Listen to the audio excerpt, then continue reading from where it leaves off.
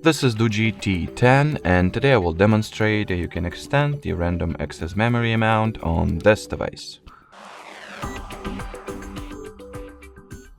So firstly, you will need to open Settings, then scroll the list of categories to the RAM Expand, open its page, switch on this toggle, and reboot your tablet in order for the changes to be applied. And after you will restart the device, you'll get additional 7 GB of virtual random random access memory. Alrighty, so that will be it for today. Thanks for watching, and bye bye.